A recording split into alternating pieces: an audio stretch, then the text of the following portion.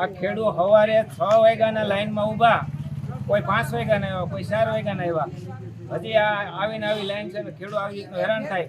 પહેલા અટાણ સુધી અમને ક્યાંય મજૂર નહોતા મળતા, એ માન કરીને મેળ કરીને અમે અમારું ઉપર બધી હાઈસવી તો અટાણે વાવેતર કરવાનો ટાઈમ આવ્યો તો ક્યાંય ખાતર નથી મળતું, રૂપિયા દેતા પણ ખાતર નથી મળતું.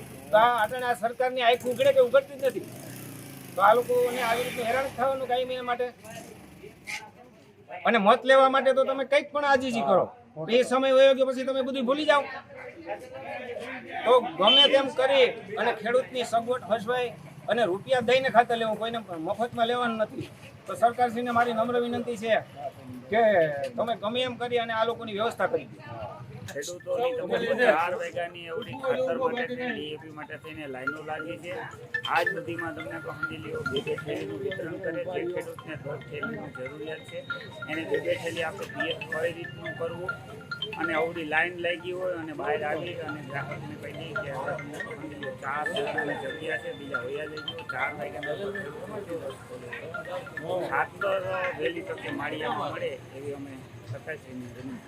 માળિયાહાટીનામાં કાલનો સતત ખેતી નિયામક અધિકારી શ્રી ગધેસરિયા સાહેબને રજૂઆત કરવાથી માળિયાની અંદર ડીએપી ખાતરની ખૂબ જ અછત હોવા છતાં માળિયામાં 36 ટન 3 જગ્યાએ 12 ટનની ગાડીઓ આપેલી છે.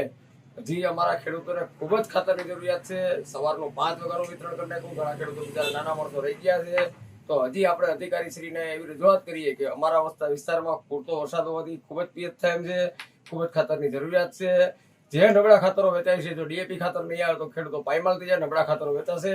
નબળા ખાતરોથી સાહેબ ઉત્પાદન ઘણું બધું ઓછું આવશે, ખેડૂતોને ઘણું બધું સહન કરવું છે. તો સાહેબને મહેરબાની કરીને કહું છું કે હજી પૂરતું ખાતર અમારા વિસ્તારમાં આપે અને ખેડૂતોને ન્યાય મળે અને ખેડૂતોને સારું ઉત્પાદન થાય, સારો પાક થાય એવી સાહેબને હું અરજ કરું છું, વિનંતી કરું છું.